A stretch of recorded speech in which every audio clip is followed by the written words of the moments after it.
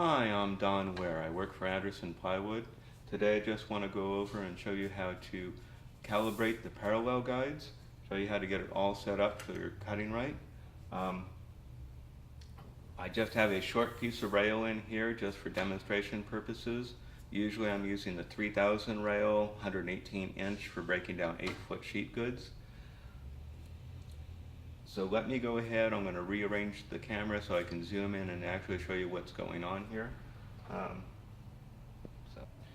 Okay, let me show you what you've got going on here. You've got the large green knob on the top side. That holds the rail slot from the top side. You've got this green lever on the bottom side. This metal piece here slips into the bottom rail slot. So let's bring this in. Both of them are loose. Slide in, slide that in, go ahead, tighten that, then tighten that down and lock it in place. This large screw at the bottom here, that you're only moving when you actually have to calibrate the parallel guides. Most of the time they'll stay pretty much spot on, but I usually will double check them before I'm ripping down a lot of sheet goods. So the only time you're using this is when you're calibrating. They do have two screws here. They can take up some of the slop if there's any here, but this usually holds it so tight that you're not going to have any problems with that. The parallel guides in no way cuts anything square. It's just trying to make parallel cuts. So really don't have to worry as much about these right here. So what I'm going to do is now show you. Right here is what makes everything happen. This slides into the rail.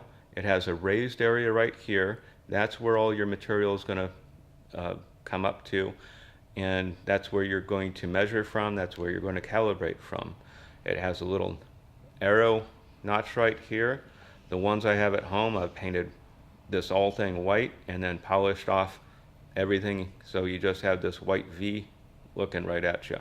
And do both sides, because the next time you put them on, you'll probably put it on the other way around. So if you do paint those, do both sides.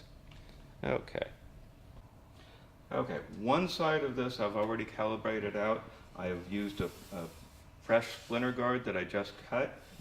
It's best when you're zeroing this in to use a fresh one because you're measuring everything from there. I've got one of Festool's folding rulers. What I'll do is bring this up and under, put it right on that raised part, and I can see that this is just off a hair. So I'll loosen this down here, and I'll loosen this screw. Okay, this allows it to move back and forth on the rail. Right there is perfect. Lock the top nut in, I'll click down on the bottom lever, and then I'm going to tighten this screw. Okay, so both sides are now calibrated, and you would have done the same thing on both sides. You're always going to do this back half first. I'm going to go ahead and show you why on that. So once you have the rear half of the parallel guide calibrated, and that's for your bigger cuts. It'll go down to 25.5 inches in the imperial and 650 millimeters on the metric. This front half for cutting all your smaller stuff, anything that would be underneath the rail, that is attached to the rear half.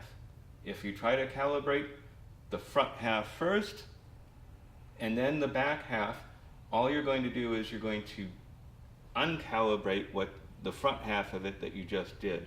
So you always have to do the rear half first and then the front half. And what I'll do for that is I'll just bring the saw in. I'm going to set it right on here. Make sure there's no slop. Make sure you tighten this up onto here. You want it easy to push, but you don't want to have any slop on there. I'll go ahead, drop the blade. It's unplugged. What we'll do is pull this out, and I can go ahead, plunge this and lock it in place. And I will slide my stop in, and I will set that right at 0. I said do this with, and your standard 5mm wrench that comes with the saw is all you do to adjust this. What I'm going to do is break loose these 2 nuts that are on top right here. So things move. I will back this blade up. I will take this and just touch it up to the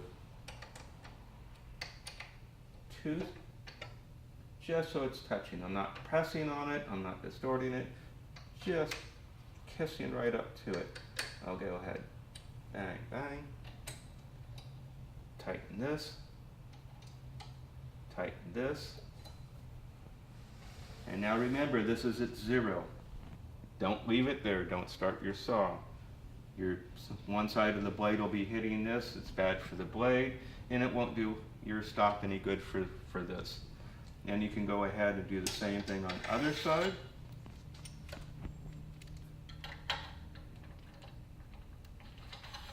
Slip this through. I'll bring this in. Loosen this. Loosen this. And go ahead, lock my stop in right at 0. There. Bring this up so it just touches the blade. Lock this in, lock that in. Make sure we tighten up on this.